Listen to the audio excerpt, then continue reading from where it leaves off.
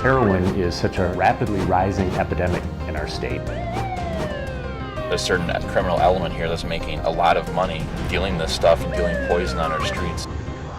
Good evening, I'm Amy DuPont. And I'm Dave Soley. Police say heroin use in Wisconsin, including La Crosse, is on the rise. They say heroin is easy to get, it's cheap, and extremely addictive. The most recent study by the U.S. Department of Justice found more than 8.5% of Wisconsin residents admitted to using illegal drugs. And closer to home, a 2010 CISA-4 study found 20% of high school students in La Crosse County were offered, sold, or given illegal drugs by someone on school property. We begin our special report in Vernon County, where heroin use is on the rise as well. In fact, it's such a problem, the federal government funds a local task force dedicated to arresting drug dealers and users. The West Central Metropolitan Enforcement Group, or MEG unit, works with law enforcement agencies in La Crosse, Vernon, Monroe, Jackson, and Trempealeau counties. The MEG unit allowed me exclusive access to a heroin investigation in the city of Viroqua. And let them walk all the way up the sidewalk. Narcotics officers say the local drug trade is like a house of cards. I'll park here. Make the right arrest, and the entire operation comes crashing down. You can just walk down Court Street right to the side door. Yeah. Investigators in Vernon County hope this man can help them deal the first blow. He was arrested for buying heroin. Rather than go to jail, he agreed to work with police as a confidential informant. Armed with an undercover camera and police money, investigators asked him to buy heroin from 22-year-old Zachary George. This is a kid that was a good athlete in high school not too long ago, and death of a family member, and he just resorted to drugs as a painkiller.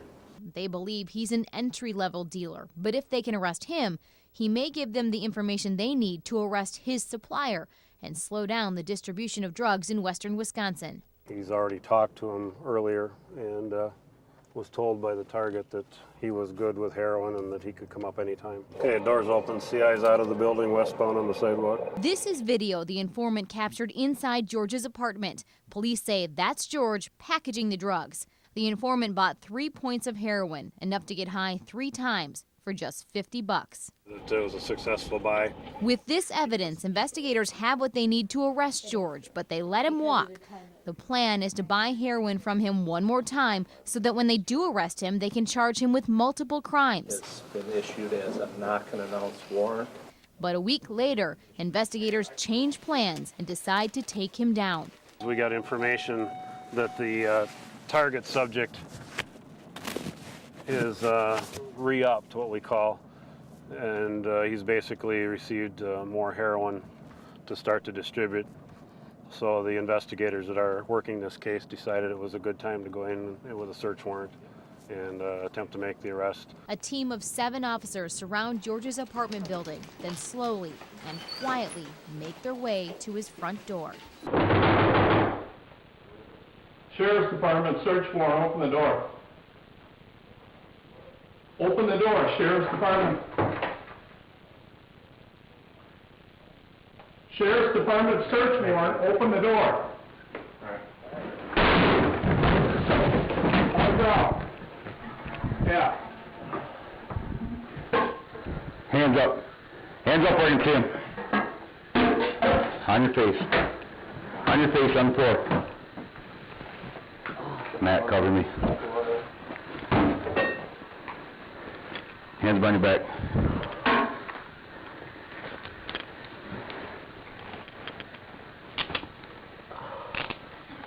What is it for? You know what it's for. You got anything on you? No. Room's clear, one in custody. Officers searched George's room for more than an hour, but didn't find any heroin. They found the suspect in the bathroom dumping what we believe to be the heroin and whatever other drugs he had down the toilet. And the toilet was flushing as the officers hit the room.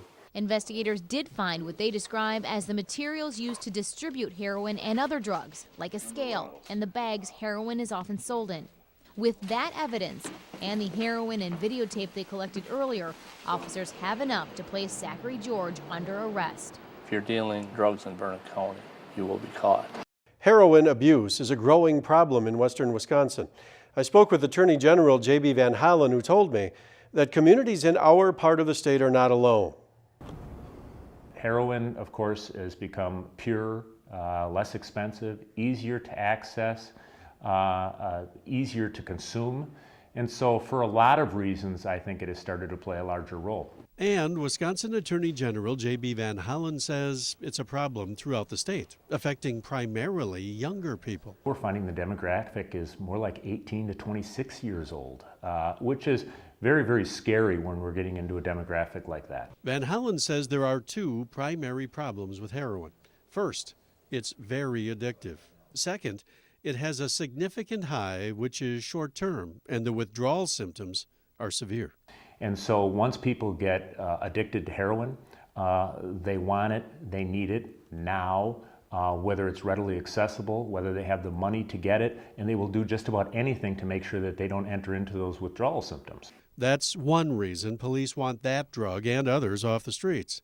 But it's a difficult battle. Philosophies on people within this community in this area needs to be changed to deal with the heroin problems or the drug problems we have. La Crosse Police Chief Ron Tischer is new on the job, and from an outsider to some extent looking in, he appreciates the compassion of people in La Crosse who want to extend a second and even third chance to offenders. But when it comes to dealing drugs, he says that's the wrong message. When you start dealing with the same heroin dealers or crack cocaine dealers or meth dealers, they need to go to prison. Tischer supports jail alternatives in some cases, but not when it comes to drug dealers. He says they need to know when they're arrested, they're going to prison, and going for a long time. We send that message out there that don't go to La Crosse. If you want to deal with drugs, go somewhere else, but if you go to La Crosse, you're going to pay for it, and you're going to pay for it dearly. La Crosse County board members learned more about the heroin problem in the area after hearing from Sheriff Steve Helgeson.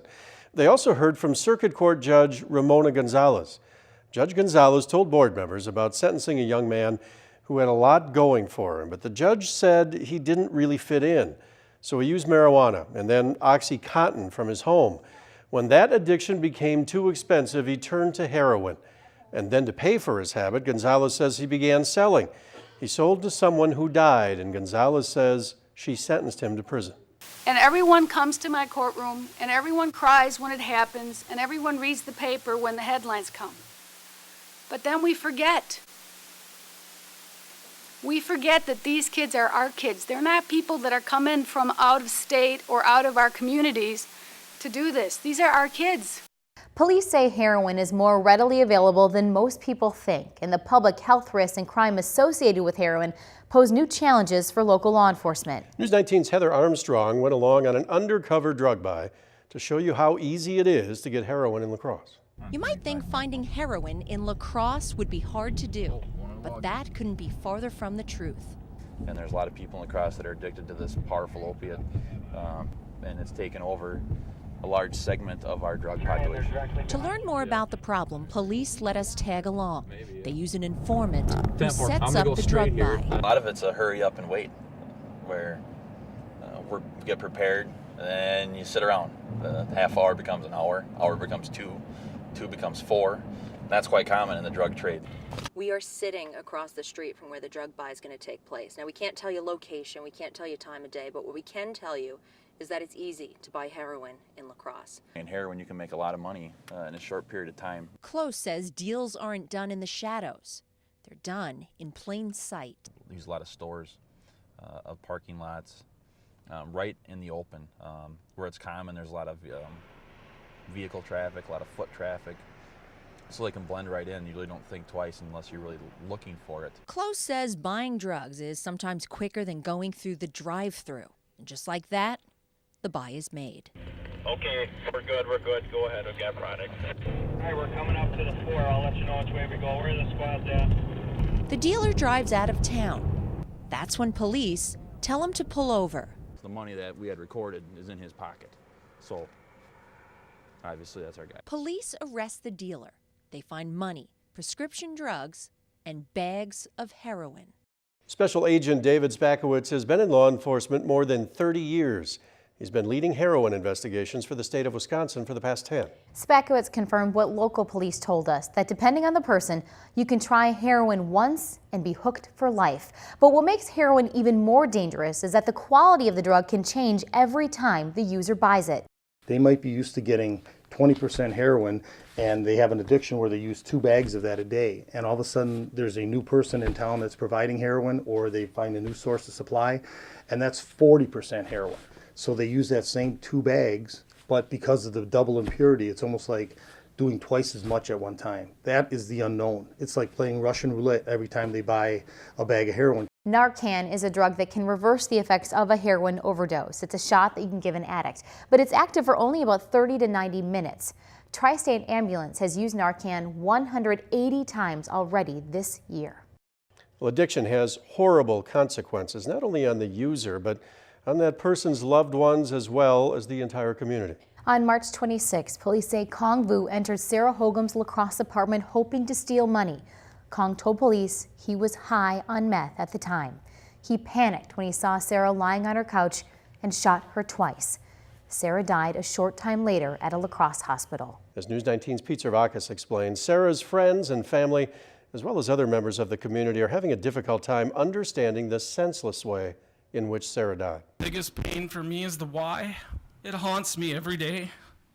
Steve Hogan's niece was just 20 years old when this man, in what prosecutors called a meth-addled state, entered her apartment and fired 2 gunshots. The actions of the defendants on March 26th could have been designed to present lethal risk to the public. Driving around high on meth. Sarah's death was really bad. Imagine being hit with 2 small caliber bullets, internally hemorrhaging, thinking about everything and everyone that you care about in this world and having to sit there and die. And as Sarah Hogan's mother heard doctors at the hospital pronounce her daughter's time of death, these 2 men, in what prosecutors called a meth-addled state, went about the rest of their afternoons. These 2 individuals had every opportunity to make a 911 call and save her life. Every second was precious, and they knew it. A mother can't even begin to describe the hell that every moment, not knowing what the day is going to bring. No, I think about what I'm missing and what my family's missing.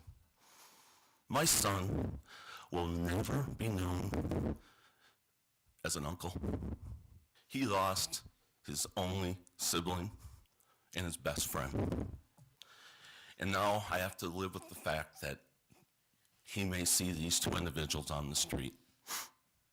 Someday it's very frightening. Sarah's family and our community have been in a state of shock ever since.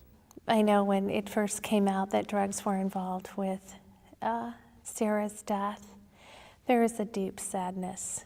Had meth not been used, would Sarah still be with us? We don't know. There's no crime more serious than taking the life of another person in such a senseless way, just for a small profit, potentially. Sarah's gone. The ultimate effect on her, all that remembered her will always remember how she left. I hope that they can remember all her good points more than that. But the Reverend Ellen Rasmussen, a spiritual advisor to the Hogan family, says we can all still honor Sarah by living as she did. She loved life. My goodness, she embraced it, she celebrated, she reached out through people. And I think Sarah would want us to continue to meet people and to find out what's good about them and to celebrate the gift of life. And as we work through our grief, as we journey into a new wholeness with scarred hearts, we're going to find ways to celebrate Sarah in the building of new relationships. The series of reports began when all of us began noticing the number of times heroin was mentioned in connection with crime in La Crosse. And while the stories and statistics we provided during the Deadly Addiction series are reason for concern, there's also reason for hope. One consistent message is that heroin is a community problem. So police want you to tell them when something seems out of the ordinary. And if you know someone who's dealing with heroin addiction, the experts tell us they can't solve the problem themselves, but there are local resources available to help.